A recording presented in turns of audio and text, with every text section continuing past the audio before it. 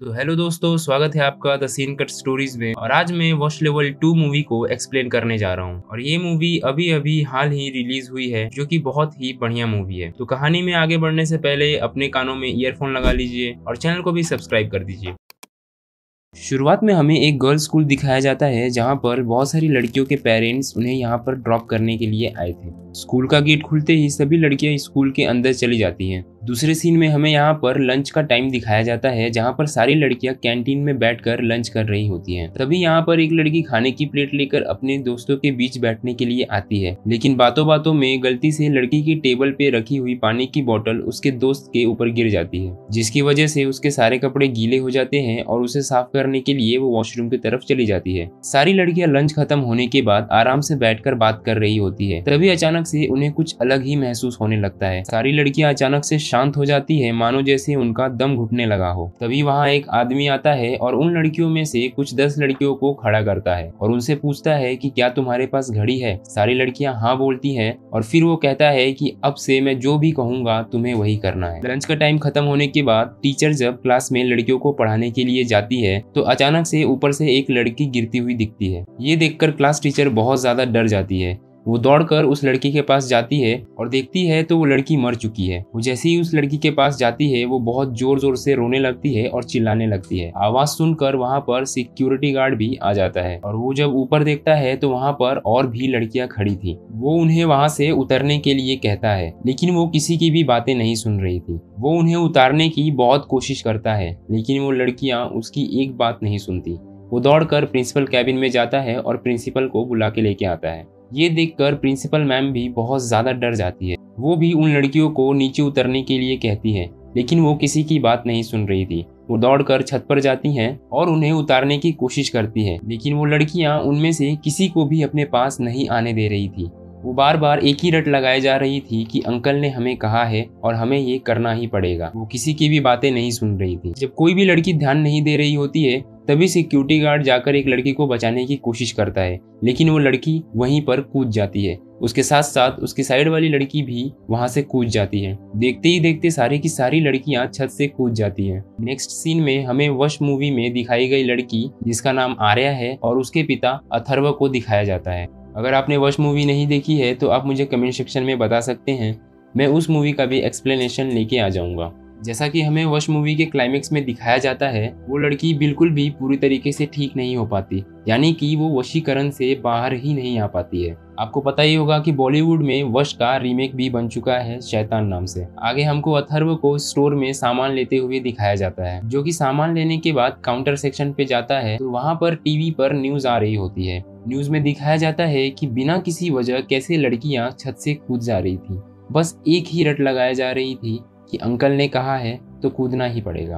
अथर्व यहाँ पर सब कुछ समझ जाता है और जल्दी से गाड़ी में बैठकर वो अपने घर की तरफ निकल जाता है। दूसरी तरफ हमें पुलिस भीड़ को रोकते हुए और इन्वेस्टिगेशन करते हुए दिखाई जाती है। यहाँ पर अथर्व उसी कमरे में जाता है जहाँ पर उसने प्रताप को बंदी बनाकर रखा था। जी, ये वही प्रताप है जिसने वश पार्ट 1 में अथर्व की बेटी यानी आर्या को अपने वश में किया था। वो प्रताप से पूछता है कि तुम्हारे जैसे और कितने लोग हैं जो ये विद्या जानते हैं।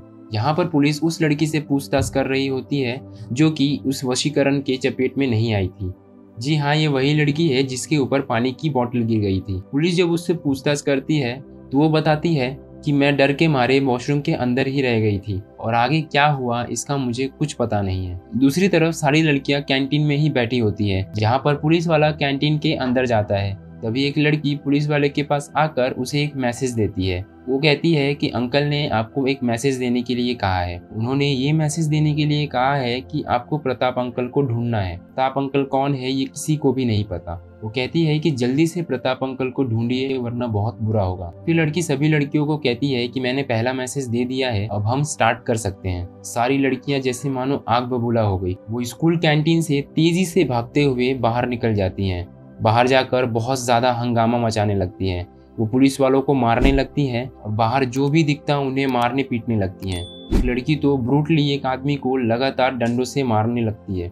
सारी लड़कियां शहर में पूरी तरीके से तबाही मचा देती हैं। उन पर कंट्रोल पाना मानो जैसे नामुमकिन था। दूसरी तरफ अथर्व अपने घर में बहुत सारे बॉक्सेस लेकर आता है और वो बॉक्सेस क्या है आगे आपको कहानी में पता चलेगा। यहाँ पर जो बच्चियां कैंटीन में बैठी हुई थी उनके पेरेंट्स वहाँ उनके साथ बैठे हुए होते हैं। सारे पेरेंट्स बहुत ही चिंता में थे और बहुत ज़्यादा चिल्ला रहे थे। पुलिस वाला उनको चिल्ला के कहता है कि आप लोग शांत हो जाइए। पुलिस वाला उन सभी को समझा ही रहा होता है कि एक लड़की कहती है कि आपके पास अब सिर्फ 5 मिनट बचे हैं। पुलिस वाला पूछता है कि 5 मिनट बाद क्या होगा। लड़की बोलती है आप सोच भी नहीं सकते, उससे भी बुरा होगा। तभी वहाँ पर एक कांस्टेबल पुलिस वाले को आके कहता है कि सर वो आदमी मिल गया है जो प्रताप के बारे में जानता है। हमें वहाँ पर अथर्व को दिखाया जाता है जो ये कहने आया था कि प्रताप मेरे पास है। फिर वो उस लड़की से पूछता है कि क्या तुम्हें अंकल ने नहीं बताया कि प्रताप अंकल के मिलने के बाद तुम्हें क्या करना है। सबको बताता है कि आखिर क्यों लड़कियां ऐसी हरकतें कर रही हैं। वो कहता है कि जिसने इन पर वशीकरण किया है वो जो भी कहेगा उन्हें यही करना पड़ेगा। पुलिस वाला कहता है कि अब तुम इन लोगों को और मत डराओ, ये लोग पहले से ही बहुत ज्यादा डरे हुए हैं। अगर तुम्हें कुछ पता है तो ये बताओ कि हम उसे कैसे ढूंढे। यहाँ पर अथर्व सभी को बताता है कि वो इंसान यहीं पर मौजूद है जो इन्हें कंट्रोल कर रहा है। हमें राजनाथ को दिखाया जाता है जो कि इन सारी लड़कियों को कंट्रोल कर रहा था। राजनाथ मुस्कुराते हुए उस लड़की के पास आता है और उससे कहता है कि तुम भूल गई मैंने तुम्हें क्या कहा था। मैंने तुम्हें बताया था ना कि प्रताप अंकल मिल जाए तो क्या करना है। लड़की उसे सॉरी बोलती है और कहती है कि मैं भूल गई थी। अभी राजनाथ उस लड़की को खींच के थप्पड़ मारता है और फिर चिल्लाकर चाकू मांगता है। एक लड़की चाकू लाकर उस लड़की के हाथ में दे देती है और वो उस लड़की को अपने नर्व्स काटने के लिए कहता है। वो लड़की वैसा ही करती है जैसा उसने कहा। वो लड़की को बोलता है कि अगर कोई भी तुम्हें बचाने आए तो तुम अपनी नर्व्स को बार बार काटते रहना। दूसरी तरफ वो पुलिस वाला गन निकालने ही वाला होता है कि पीछे से एक लड़की आकर उसके ऊपर चाकुओं से वार कर देती है। यहाँ पर जिस लड़की ने अपने नर्व्स काटे थे उनके पेरेंट्स के सामने ही वो लड़की तड़प तड़प कर मर जाती है। यहाँ पर राजनाथ सभी पेरेंट्स को बाहर जाने का ऑर्डर देता है लेकिन कोई भी पेरेंट्स उसकी बात नहीं सुन रहे थे। तभी वो उन लड़कियों को पूछता है कि तुम में से किसको गन चलाने आती है। एक लड़की हाथ ऊपर करती है और गन लेकर उसके पास आ जाती है और वो उस लड़की को ऑर्डर देता है कि जो भी पेरेंट्स यहाँ से जाने के लिए रेडी नहीं है उन्हें गोली मार देना। वो लड़की अपने माता पिता को बाहर जाने के लिए कहती है। लड़की अपने माता पिता को 2-3 बार वार्निंग देती है और एंड में उन्हें गोली मार देती है। और फिर हमें अथर्व और राजनाथ को आपस में बात करते हुए दिखाया जाता है। राजनाथ उसे बताता है कि प्रताप मेरा भाई है। वो पूछता है कि तुमने मेरे भाई को कहाँ रखा है। अथर्व बताता है कि मैंने उसे 12 साल से कैद करके रखा है। फिर राजनाथ उस पर चिल्लाने लगता है और बहुत गुस्सा करने लगता है। वो उसे कहता है कि मुझे मेरे भाई को वापस कर दे वरना मैं इन लड़कियों को एक ऑर्डर दूंगा तो ये तुझे पूरी तरीके से खत्म कर देंगी। अथर्व कहता है कि मैं तेरे भाई को लौटा दूंगा लेकिन तुझे मेरी बेटी को ठीक करना होगा। राजनाथ कहता है कि तू मुझे कौन होता है ऑर्डर देने वाला। तभी वहाँ पर एक लड़की से गलती से थोड़ी सी आवाज़ हो जाती है। वो उसे चिल्लाकर कहता है कि सांस लेना बंद कर। वो लड़की वहीं पर तड़प तड़प कर बिना सांस लिए मर जाती है। अथर्व उन्हें बताता है कि ये लड़कियाँ मेरी रिश्तेदार नहीं हैं, तू चाहे इनके साथ जो भी कर मुझे कोई फर्क नहीं पड़ने वाला। ये बोलकर अथर्व वहाँ से जाने लगता है। राजनाथ उसे रोकता है और कहता है कि ठीक है मैं तेरी बेटी को ठीक कर दूंगा लेकिन तुझे मेरे भाई को मुझे वापस सौंपना होगा। फिर वो एक लड़की को प्रिंसिपल मैडम को अंदर बुलाने के लिए भेजता है। लड़की बाहर जाकर प्रिंसिपल मैडम को अंदर लेकर आती। प्रिंसिपल मैडम के अंदर आने के बाद राजनाथ उनसे कहता है कि हमें 2 स्कूल बस की ज़रूरत है, हमें आज रात को ही यहाँ से निकलना है। और वो ये भी धमकी देता है कि अगर तुमने हमारा पीछा किया तो अंजाम बहुत बुरा होगा। और उनसे ये भी कहता है कि बस मुझे प्रताप भाई मिल जाए उसके बाद मैं इन लड़कियों को जाने दूंगा। दूसरे सीन में वो सभी लड़कियों को बस में बैठने का ऑर्डर देता है और ड्राइवर को गाड़ी चलाने के लिए कहता है। जब बस एक रास्ते से गुजर रही होती है तभी वहाँ पर हमें एक लड़की एक आदमी को मारते हुए दिखाई देती है। राजनाथ स्कूल बस को वहीं रुकवाता है और उस लड़की को वापस आने के लिए कहता है लेकिन वो लड़की उसकी बात नहीं सुनती, वो उसके वशीकरण से दूर हो चुकी है। राजनाथ अथर्व से पूछता है कि आखिर तुझ जैसे नॉर्मल इंसान से प्रताप भाई कैसे मात खा गए।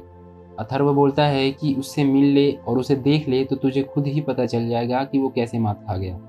अथर्व उससे पूछता है कि आखिर तू अपने भाई को कब से ढूंढ रहा है। राजनाथ बोलता है कि मैं उन्हें सालों से ढूंढ रहा हूँ, मैंने उन्हें बहुत जगह ढूंढा लेकिन वो मुझे मिले ही नहीं, लेकिन मुझे ये पता था कि वो कहीं ना कहीं जिंदा है। बस अथर्व के घर के पास रुकती है। वो उन सारी लड़कियों को नीचे उतरने का ऑर्डर देता है। कुछ लड़कियों को वो उसके साथ घर में आने के लिए कहता है और कुछ लड़कियों को घर के बाहर रहकर निगरानी करने के लिए कहता है। अथर्व राजनाथ को अपनी बेटी के पास लेके जाता है और उससे वशीकरण से बाहर निकालने के लिए कहता है। राजनाथ बोलता है कि पहले तू मेरे भाई के पास लेके चल, मुझे उसे देखना है। फिर अथर्व उसे लेकर उस कमरे के पास जाता है जहाँ पर बहुत ज्यादा गंदगी में उसने प्रताप को रखा था। पिछले 12 साल से वो उसी कैद खाने में बंद था। राजनाथ उसकी हालत देखकर कहता है कि तू तो हमसे भी बड़ा राक्षस है। अथर्व राजनाथ से कहता है कि तू मेरी बेटी को वशीकरण से बाहर निकाल और प्रताप को अपने साथ लेकर चले जा। राजनाथ उसकी बेटी को नीचे लाने के लिए कहता है। अथर्व दौड़कर अपनी बेटी को नीचे लेकर आता है और उसे व्हील चेयर पर बिठाता है। फिर राजनाथ अथर्व से पूछता है कि क्या तुमने मेरे भाई से कोई उधार ले रखा है। फिर अथर्व कहता है कि नहीं, ऐसा कुछ भी नहीं है, मैं तो उसे जानता भी नहीं था। फिर राजनाथ पूछता है कि भैया ने इसे वश में कैसे किया। अथर्व बताता है कि उसने इसे सिर्फ शक्कर खिलाई थी। राजनाथ उसे बताता है कि वो विद्या कुछ ही घंटों में खत्म हो जाती है। आखिर तेरी बेटी 12 सालों तक कैसे इसके वश में रही, ये बहुत ही चौंकाने वाली बात है। उससे ये भी बताता है कि जो मैंने इन लड़कियों को काबू में किया है उसका असर भी जब तक मैं इनके पास हूँ तब तक ही रहेगा। जब मैं इनसे दूर चला जाऊंगा तो 2-4 घंटों में ये ठीक हो जाएंगी। राजनाथ उससे बोलता है कि तूने जरूर कोई मेरे भाई का ऋण चुकाया नहीं है, इसलिए तेरी बेटी 12 सालों से ठीक नहीं हुई है। याद कर और मुझे बता तूने क्या उधार ले रखा है। अथर्व कहता है कि उसने मुझे 10 रुपए की चाय पिलाई थी। फिर राजनाथ बोलता है कि बस वही 10 रुपए मेरे भाई को दे दे और तेरी बेटी ठीक हो जाएगी और तेरा ऋण भी चुक जाएगा। अथर्व वहाँ पर उसे 500 की नोट देता है, लेकिन राजनाथ चिल्लाकर कहता है कि सिर्फ 10 रुपए ही चाहिए। फिर अथर्व जल्दी से एक डिब्बे से 10 रुपए निकालता है और उसके हाथों में देने लगता है। राजनाथ कहता है कि उसे होश में लाकर उसके हाथों में दे। अथर्व ऐसा ही करता है। वो प्रताप को ठीक से बिठाता है और उसके हाथों में वो 10 रुपए दे देता है। फिर राजनाथ बोलता है कि अब तेरी बेटी ठीक हो जाएगी, जाकर अपनी बेटी का नाम ले और उसे पुकार। अथर्व रोते रोते अपनी बेटी को पुकारने लगता है कि बेटी जो सालों से हंस रही थी अब उसके इमोशन में चेंज आने लगते हैं। अभी हम देखते हैं कि उसकी बेटी ठीक हो रही है। वो बहुत जोर जोर से चिल्लाने लगती है और रोने लगती है। वो इसलिए चिल्ला रही थी क्योंकि उसे प्रताप को देखकर बहुत गुस्सा आ रहा था। उसे याद था कि उसी आदमी की वजह से 12 सालों से उसकी ये हालत है। यहाँ अथर्व खुशी के मारे रोने लगता है और राजनाथ को वो चाबी दे देता है। यहाँ पर राजनाथ अपने भाई की वीडियो को खोलने लगता है और उससे बात करने की कोशिश करने लगता है। प्रताप यहाँ पर इशारों में बताता है कि अथर्व ने उसकी जुबान काट दी है। ये सुनकर राजनाथ अथर्व को मारने लगता है क्योंकि उसको अपने भाई से और भी विद्याएं सीखनी थी जो वो सीख नहीं पाएगा। फिर अथर्व उससे कहता है कि अगर तूने मेरी बेटी को हाथ भी लगाया तो मैं तेरी हालत तेरे भाई जैसी कर दूंगा। राजनाथ उसकी बेटी के सर के ऊपर पैर रखता है। वही अथर्व अपने कान में कुछ डालता है। जोर से बीप साउंड घर में बजाने लगता है। शुरुआत में अथर्व ने जो बॉक्सेस अपने घर में लाए थे उनके अंदर साउंड बॉक्सेस थे। यहाँ पर वो साउंड इतना तेज था कि किसी को भी कुछ भी सुनाई नहीं दे रहा था। तभी अथर्व अपने पास में पड़ी हुई बोतल लेकर राजनाथ के सर पर मारता है और राजनाथ वहीं बेहोश हो जाता है। उसके बाद अथर्व के घर पर वो प्रिंसिपल मैडम और पुलिस वहाँ पर दिखाए जाते हैं।